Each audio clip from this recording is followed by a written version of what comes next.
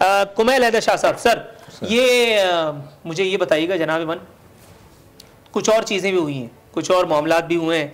शहबाज शरीफ साहब को जो है वो इंसाफ भी मिल गया है। वहाँ जियाला बताया जा रहा है वो एक शख्स, वो पुलिस का एहलकार जिसको पेशावर मोटरवे पर एक बदबख्त ने, एक मलऊन ने अपनी गाड़ी से हिट किया है, वो पेशावर में पीपल्स पार्टी का जियाला हो, नून लीग का पटवारी हो या तहरीक इंसाफ का पीटीआई वालों का खिलाड़ी हो, मुझे इससे कोई सरोकार नहीं।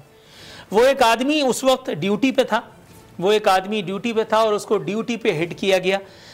क्या आपके ख्याल में शहबाज शरीफ साहब का ही हक था इंसाफ, या उस एक कांस्टेबल को जो अपने फ़राइज़ की बजावरी करते हुए हिट हुआ, इस वक्त क्रिटिकल है, उसको भी इंसाफ मिलना है? क्या आपके ख्याल में अब्दुल हमीद अचकज़ई को सज़ा हो चुकी?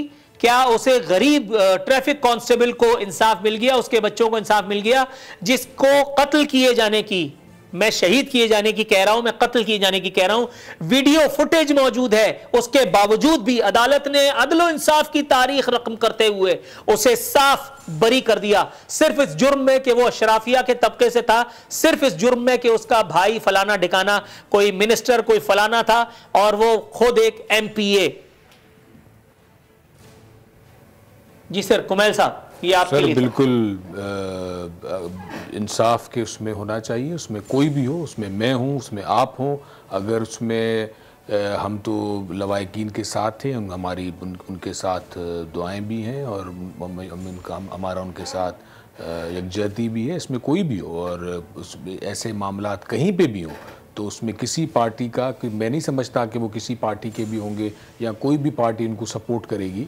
ऐसी बातों पे हम सब जो है वो जिनके साथ जुल्म हुआ है उनके साथ हैं और जस्टिस होना चाहिए और उस पर बिल्कुल हमारा यही मौक़िफ़ होगा, यही रहेगा। अताउल्लाह साहब, सर जस्टिस होना चाहिए, लेकिन जस्टिस जो है वो जिसने करना है वो अगर ना करे तो फिर मैं और आप कैसे करा लेंगे? और हम ये तौहीन बिल्कुल भी नहीं कर रहे, इसलिए खातिर जमा रखी जाए, सीट बेल्ट बांध के आराम से बैठ के सुने कि क्या इस वक्त बात हो रही है। अपनी बचत क्यों कर रहे हैं? ठीक है, मैं शरीफ आदमी हूं ना सर, रियासत का जोर शरीफों पे चलता है, आपको पता है राउंड बार पे कहां चलता है, वो तो इधर मूंछों को ताव देगा, उधर से 2-3 विकेटें गिर जाएंगी, आप समझे। अच्छा, मैं क्या कह रहा था, अताउल्लाह साहब, सर ये मुझे बताइए, खान साहब भी अक्सर हमें बोर करते हैं, कहते हैं कि इस मुल्क में गरीब के लिए कानून अलग और अमीर के लिए कानून अलग, हालांकि उन्होंने आमिर कियानी और परवेज खटक के लिए जो कानून बना रखा है वही कानून अगर वो नूरुल आरफीन सिद्दीकी और दूसरे लोगों के लिए होता तो मैं कहता कि हाँ ये है वाकई शेर नर, जिसने ऐसी बात की है जो आज से पहले कोई नहीं कह रहा। सर जरा कुछ रहनुमाई कीजिएगा। नूरुल आरफीन भाई, मुझे 2 मिनट का टाइम देना है। एक, मैं बिल्कुल आपने जो सवाल किया है इस पर तफसीली बात करूंगा, डॉक्टर साहब को मुख्तसर जवाब दूंगा कि देखिए प्राइम मिनिस्टर साहब कोयटा भी गए थे और हर जगह जाएंगे, लेकिन बुनियादी बात यह है कि आपने अपने इदारों को ठीक करना है, कोशिश करनी है। ये नहीं होगा कि सानहात होंगे और हम वहां पहुंचकर जो है वो अपने हमदर्दी का इजहार करेंगे। दूसरी बात यह है कि प्राइम मिनिस्टर साहब तो यहाँ नतिया गली में ईद मनाएंगे। मुझे अफसोस के साथ कहना पड़ रहा है, डॉक्टर साहब मेरे भाई है, कि शहबाज शरीफ साहब जो है वो लंदन जाने की कोशिश कर रहे हैं और जा रहे हैं। अच्छा, अब आता हूं आपके सवाल की तरफ। सवाल ये है कि एक पाकिस्तान या 2 पाकिस्तान। भाईजान, मैं आपसे बिल्कुल मुत्तफिक हूं कि इस मुल्क में गरीब के लिए अब भी इस वक्त भी अलग कानून है, अमीर के लिए अलग कानून है। अमीर के लिए इतवार को भी अदालतें लग जाती है, गरीब जो है वो मरने के बाद जेल में मर जाता है और फिर उसके बाद वो रिहा हो जाता है। लेकिन आज भी मैं इसका इजहार करता हूं कि हम इनके सामने बेबस हैं। अताउल्लाह एडवोकेट, मैं आपको एक बात का क्रेडिट तो देता हूं कि आपने बरमला हक का इजहार जरूर किया, कांग्रेचुलेशंस, लेकिन यहीं से एक उदासी का पहलू भी निकलता है कि वो जो कहता था मैं वाली मदीना अगर बन गया तो मैं रियासत मदीना कायम करके दिखाऊंगा, वो वाली नामनिहाद रियासत मदीना बने हुए 3 साल हो चुके और आज भी उसकी सरकारी जमात को, उसकी जमात को यह कहना पड़ रहा है तमाम माफियात से हार चुके, बेबस हैं। तो फिर क्या आसमानों से फरिश्ते उतारे जाएंगे जब हमारे हरकुलेस हार चुके? मैं थोड़ा सा तवक्कुफ अगर आप फरमाएं तो मैं मुझे एक जवाब दे दे भाईजान। मैं ये कह रहा हूं कि बिल्कुल माफिया ताकतवर है, हम पे बस हैं, लेकिन प्राइम मिनिस्टर साहब की जंग जो है वो जारी है, वो नहीं छोड़ रहे हैं। इसलिए तो ये मुश्किलात है, अवाम से, इसलिए तो ये इतने परेशानियां हैं। नहीं, माफिया से जंग करें ना, आवाम से जंग कर रहे हैं। कभी उनको महंगाई की चक्की में पीस देते हैं, कभी कोई नया वजीर हमारे सीनों पे लाके मूंग डलते हैं, लाद देते हैं। और एक बात आपने की ना, एक वजीर कहता है कि वेंटिलेटर्स हमने बना दिए और अब हम बिल गेट्स को भी वेंटिलेटर देंगे। दूसरा वजीर जाने के बाद कहता है कि ये वेंटिलेटर तो काणे हैं, इससे तो कुछ भी नहीं हो सकता, इससे तो किसी को ऑक्सीजन दी नहीं जा सकती। सर ये थोड़ा सा तजाद है आपकी बातों में। मैं आपसे बहुत मोहब्बत करता हूं, आपको पता है। मैं आपकी तरफ आता हूं सर, एक सेकंड में आपकी तरफ आता हूं सर, मैं एक सेकंड आपकी तरफ आता हूं। निसार चीमा साहब बाकायदा रूठ जाएंगे और मैं नहीं चाहता कि ऐसा हो। जी डॉक्टर निसार चीमा साहब, सर ये बात कितनी गलत है सर कि गरीब के लिए जो है वो छुट्टी वाले दिन भी इंसाफ मिलता है उसको। मरियम नवाज शरीफ को कहा जाता है कि जी 10 दिन पहले बताया जाए उनकी गिरफ्तारी से पहले, मतलब वो आसमान से उतरी है।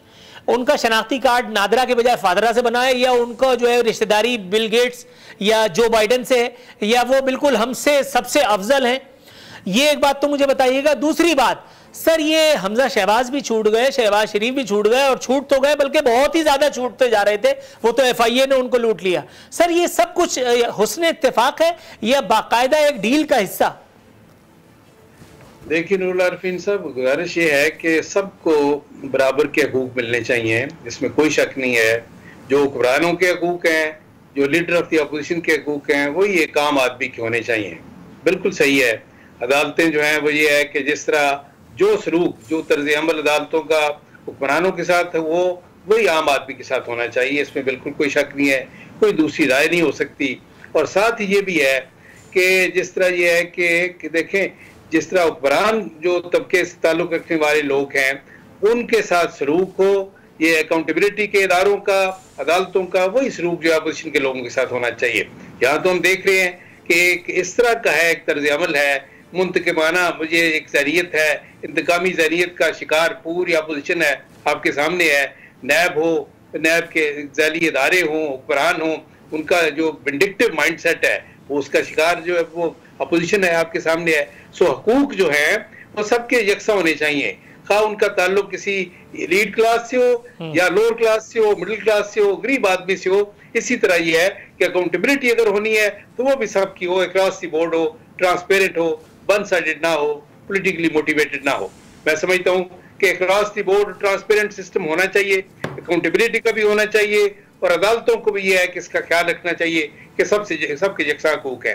अगर ये है कि ये सिस्टम इस तरह का हो तो ये है कि बिल्कुल हम ये है कि भरपूर तायद करेंगे। हम खुद चाहते हैं, इसी तरह का हमारा स्टैंड है, यही मौक़िफ़ है कि इस मुल्क में एक ही ये सिस्टम हो, एक ही तर्ज अमल हो तमाम इदारों। करने पर राजी कोई भी नहीं है, करने पर यानी जिसको कहते हैं कायल कोई भी नहीं होता। जी कुमैल अदर शाह साहब, कुछ इज़हार ख्याल इस एक मौजू पर भी फरमा दीजिए, फिर ब्रेक की असरत पूरी कर लें। जी सर हमारा तो यही है कि अदालत का अगर ऑर्डर आया है तो शहबाज शरीफ साहब को जाना उनको मिल गया है, तो कोई इतनी बड़ी बात नहीं। लेकिन जो FIA ने उनको रोका है वो अदालत के ऑर्डर के बाद नहीं रोकना चाहिए था। और ये आप वाली बात भी सही है कि सबके लिए एक जैसा कानून होना चाहिए। जो इतने हमारे पेंडिंग केसेस हैं पाकिस्तान की कोर्ट्स में, लोगों के साथ जो ज़्यादतियाँ आई हैं, जिस स्पीड से ये हल हो रहे हैं वो भी हल होने चाहिए। लेकिन अगर शहबाज शरीफ साहब को मिल गई है अब, तो उस पर ये FIA का जो अमल है ये भी नहीं होना चाहिए था। ये भी नहीं होना चाहिए था।